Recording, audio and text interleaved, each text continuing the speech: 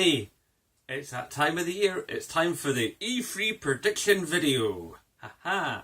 So for E3 2015, the 20th E3, what can we expect? Well, I think we can expect from Nintendo not very much at all. I reckon they'll do their usual thing of doing a Nintendo Direct. They might speak about their direction for NX, but not actually show us the box or the controller or anything like that. They'll show us a few new games, maybe a couple of services. But essentially, I think Nintendo is just going to do what Nintendo does for the last few years and be a fairly quiet force at E3. I don't think there's going to be that much revolutionary from them. As far as Microsoft is concerned, Microsoft, they need to push the games hard, because that's what they need to do. It really is that simple. Because we're gamers, we want games. We don't care about we don't care about the TV content and all the other madness. We just want games.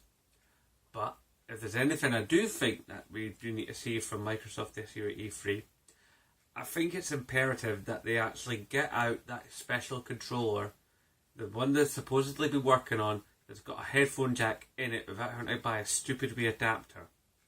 And they need to bundle that new controller in a 1 terabyte model of Xbox One. As standard, not a special edition. A standard Xbox One with a 1 terabyte drive and the new controller for the same price as the standard Xbox One is now. And Connect out of the box, straight up. No connect, more power, bigger hard drive with the new controller. You know, that's what they need to do. And if there's any way that Microsoft can make Games with Gold a more enticing proposition to the gamer, maybe an extra title a month or something, that would be really good. I think that is the main direction that Microsoft need to go at this year's E3. As far as Sony is concerned, Sony needs to do a number of things. One, they need to own up to their software lineup that they've had so far for 2015. Because we all know, and Andrew House himself has admitted it, that Q1 and Q2 so far, it's been a little thin on the ground. And they need to sort that. And I think they will sort that. Because they've got a bunch of third-party games coming through. And they've got a whole bunch of exclusivity deals with those third parties. I mean, look at Arkham Knight, look at Assassin's Creed Syndicate. And I know there'll be other things as well. There's all these lovely extra bits that are only coming through with PlayStation. It's even still pretty much the case with Destiny. There's still things that are only in Destiny that are on PlayStation 4. So that's important. There's all the first parties that's still yet to show us anything. You know? There's so many first party studios that are Sony that are still yet to bring us their tastiness. And I think this is the year. They have to get those games out. They have to show them. They have to give us release dates. You know? They have to give us something tangible that we can go, okay, that's on the horizon for definite. It's coming out then. And, you know, with those developers and the release dates they have, those release dates have to be mindful that they might have to take a bit more time to finish the game. No saying the game is coming out blah and then delaying it and then the game coming out blah. Just go for this date. Don't worry about this one. They're projected, but then having to fix it to this for a delay. Go for this one. Okay, guys? That's what I do. You know, I make that part of the thing going, we were thinking about releasing the game on this date, but we know it's going to take more work to make it as awesome can be, so it's coming out here. And I think that one of the other things that Sony needs to do is make sure there's something that makes Fallout 4 more appealing on a PlayStation 4. That's something that definitely has to be done. But as far as as the big titles we're looking for, I think you either have to commit to or just scrap The Last Guardian. That's what you need to do. You need to, at least even if you scrap it, you grab people's attention. So either say, aye, it's happening, and here's when it is, and here's a playable demo on the show floor. Or just go, yeah, Last Guardian, We have tried, we've done everything we can to make it awesome, we've learnt lots of lessons from it, but we're going to have to scrap it.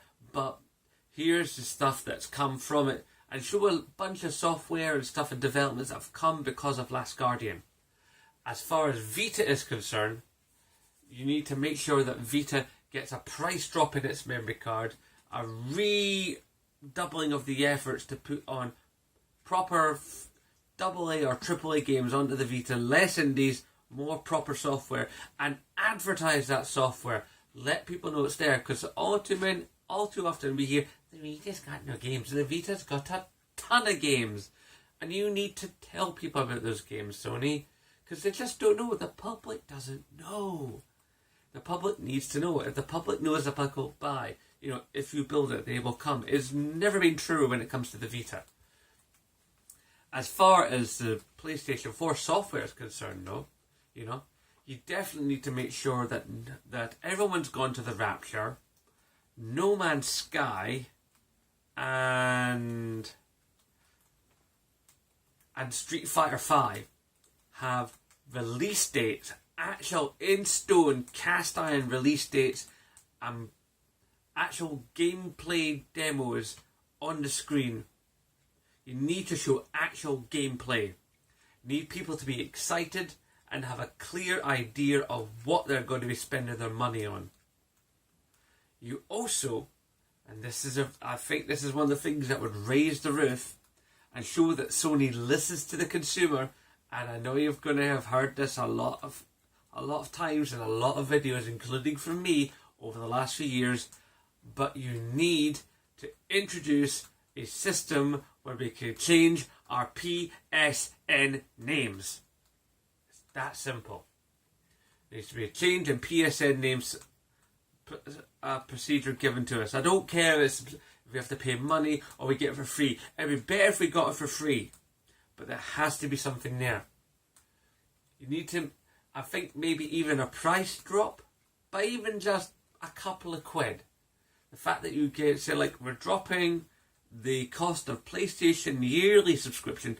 Don't do it on the free month or the 9 month, or the 3, the 6, or the 9. Do it on the year one. Okay? So it sounds like more of a bargain, because it would be. And make the year one 10% cheaper.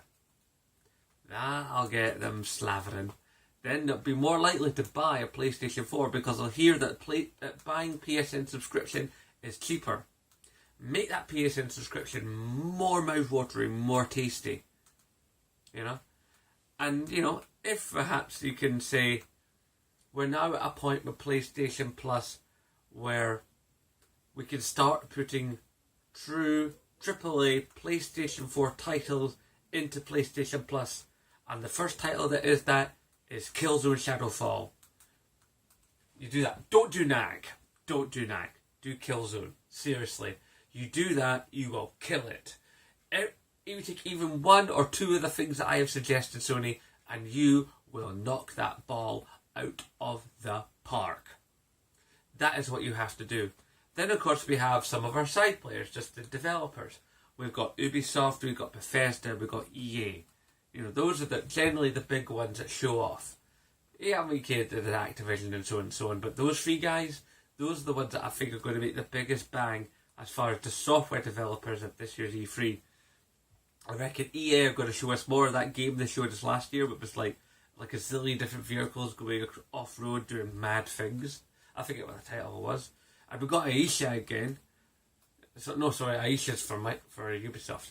So EA's got to really show it off. They're really going to give us a really tasty idea of what they're doing with their software, and show new developments and possibly a new IP. If you've got some new IPs, EA, that would be awesome. And make apologies for some of your crappy decisions that you've made that have earned you, that worst company award that you've received so many times now. Ubisoft. Oh, now you've had a reputation at E3 of really kicking it. Now you will have to obviously do another apology for Unity. That's a given. But once you bring in with Assassin's Creed Syndicate, show us more than what we've seen already. Show us different stuff, different demo, different trailer. That's what we want. If you can and show us some of Eevee Fry. We've seen Jacob, let's see Eevee. Because I think the public is interested to know more about Eevee. And we want to know the split. Is it a true 50-50? Or is it like a 60-40? Or a 70-30? I personally would like it to be a 50-50 split. That Eevee is just as important as Jacob is. That's what I want. And I want to be interested. And I want to hear that there's a special, about the exclusivity between you and Sony for that title. Work with Sony on that one. And I think because you'll be showing yourself with a bigger system, the system that's got the bigger sales, that's really going to push things forward for you. Now, of course, we all know that this year, Bethesda are doing the first ever proper E3 conference, or at least the first one for a good number of years. I'm not sure of my details on that.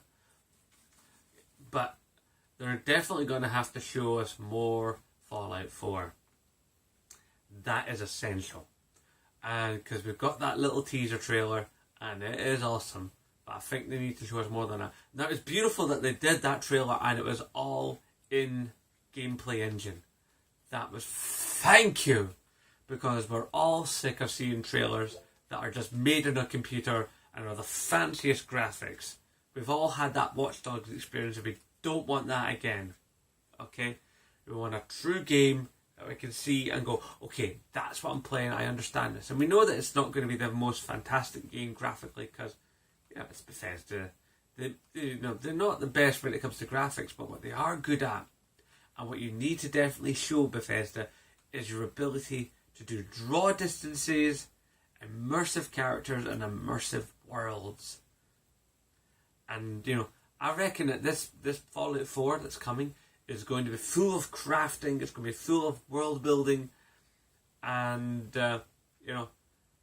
let us know if that voice we heard is actually the voice of the protagonist, or if he's still going to be a silent guy, and if that dog really is dog meat. We need to see the weapons, we need to see the armour, we need to see more than that. Give us an idea of just how big the map is in Fallout 4, and I think you'll definitely be onto a winner. Also, you've got so much under your roof. And with Aisha at the helm, who keeps it funny, oh yeah man, definitely the case. So all in all, I think this is looking like to be quite a promising and interesting 20th birthday for E3. I think this is going to be a really big one. Now obviously some of the companies are going to have to hold back some stuff. You've got Gamescom in the corner. Admittedly, Sony aren't doing Gamescom, but they are doing the Paris one. And of course, there will be the Sony experience in Las Vegas again, which last year was amazing and I wish I could have been there. But that's not going to happen unless I become a much bigger YouTuber who then is supported by you with funds so then I can go and make videos for you far away games conferences like the Sony conference and the E3. Hell, I'd settle for EGX and Gamescom. That would be awesome. But I think that's a little bit away. I'm not yet like at the standard of Ollie 43. But yeah, this is a good year. This is going to be an interesting year. But the two big boys, they need to really be conscious of the customer. The customer, the customer, the customer. You and me, us, gamers. They need to have their eye on us. They need to look after us because we're the ones that spend the money. Okie dokie, step off the soapbox. So, tell me what you think. What do you think we're going to see? What would you love to see at E3 this year? Let me know. Typey into that suggestion box down below. Send me a message on the discussion page on my YouTube channel page. Hit me up on Twitter. Send me a PSN. Whatever you like. Get your thoughts and feelings into me because I love that interaction. I love the back and forth between you and me. I love that. I crave that. And it makes me make better videos. For instance, my last video, when I did the 100, one of my long-time subscribers said to me, you should do more videos with gameplay in as you're talking about the news. And that's what the last one was. I talked about the Nathan Drake collection getting leaked. And as soon as I saw that, I made a video about it and launched it. Admittedly, within about 2-3 hours later, Sony launched it themselves, but I was in there and I had a video that was gameplay from the previous evening's Twitch stream, and yeah. So you guys suggest, and I'll give it a go. I'm open to what you want. Anyway, I've done enough rambling. Blah, blah, blah, blah, blah, blah, blah, blah. And it's time for me to close this video in the manner that I always do. So, as always, please remember to rate, favourite, comment, share, and subscribe. And of course, as always, nae bother.